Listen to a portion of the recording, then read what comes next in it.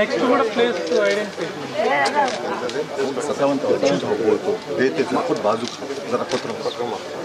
రూపాయలు చంద్రబాబు నాయుడు గారు ఇచ్చారు. नारायण शुक्रिया बोले महमूद अप्पा। तो तुम ना लोगों को बोले सरकार सार क्या बोले आना इधर इमीडिएट मैं दे दूँ क्या 3000 से 4000 करे 3 महीने के 3000 7000 रुपये हो 5 సంవత్సరాలు ఇచ్చాడు మీకు. కానీ ఈరోజు చంద్రబాబు నాయుడు గారు మనకి ఒకటేసారి 1000 రూపాయలు పెంచారు. అంటే ఏప్రిల్ మే జూన్ 7000 చంద్రబాబు పంపించాడు 7000 रुपये ఎంత 7000 రూపాయలు ఇవ్వమన్నారు. 7000 शुक्रिया बोलो ఈరోజు ఎన్టీఆర్ భరోసా పెన్షన్స్ ఏదైతే మా ముఖ్యమంత్రి గారు నారా చంద్రబాబు నాయుడు గారు ఎలక్షన్స్ ముందు మాట ఇచ్చారో ఆ మాట కట్టుబడి ఈరోజు రాష్ట్రంలోని అందరికీ అంటే 68 లక్షల మందికి ఈరోజు యాక్చువల్గా పెన్షన్స్ డిస్ట్రిబ్యూషన్ జరుగుతుంది రాష్ట్రం అంతా ఒక పండుగ వాతావరణంలో. ఎందుకంటే వాళ్ళు ఎవరు కూడా ఎక్స్పెక్ట్ చేయాల 7000 రూపాయలు ఇస్తారని. 3000 ఉన్న పెన్షన్ 1000 రూపాయలు పెంచడమే కాకుండా గత 3 నెలలది కూడా కల్పిస్తానన్నారు.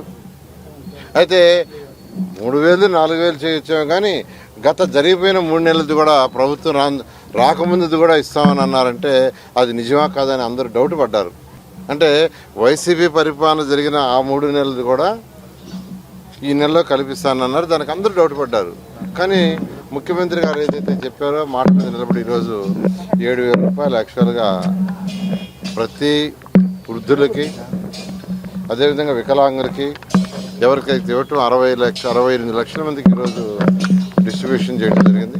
చక్కగా ఈరోజు మార్నింగ్ 5:45 తెల్లవారుజామునే ఎలమవారి దీన్ని 13వ డివిజన్లో ఎలమవారి దీనిలో 246 బూత్. ఆ బూత్ నేను అడాప్ట్ చేసుకున్నా. నెల్లూరు సిటీలో ఈ సంవత్సరం జరిగిన ఎలక్షన్స్లో 248 బూతులు ఉంటే ఒక్కొక్క బూత్ని ఒకరో ఇద్దరు ముగ్గురు అడాప్ట్ చేసుకున్నారు. ఆ యొక్క బూత్ వైజ్ ఎలక్షన్ చేసాం. డివిజన్ వైజ్ కూడా కాదు, బూత్ వైజ్ ఎలక్షన్ చేసాం. ఆ 248 బూత్లో ఒక బూత్ను కూడా నేను అడాప్ట్ చేసుకున్నా. ఆ బూత్లో ఓటర్ వెరిఫికేషన్ కూడా నేనే చేశా. అందుకని ఇవాళ కూడా పెన్షన్స్ డిస్ట్రిబ్యూషన్లో ఆ బూత్కే పోయాను. తెల్లవారి 5:45కే పోయి 5:45కే స్టార్ట్ చేశాను. అప్పటికే వృద్ధులు వాళ్ళందరూ లేచి రెడీగా ఉన్నారు. వాతావరణం కూడా చాలా చల్లగా ఉంది.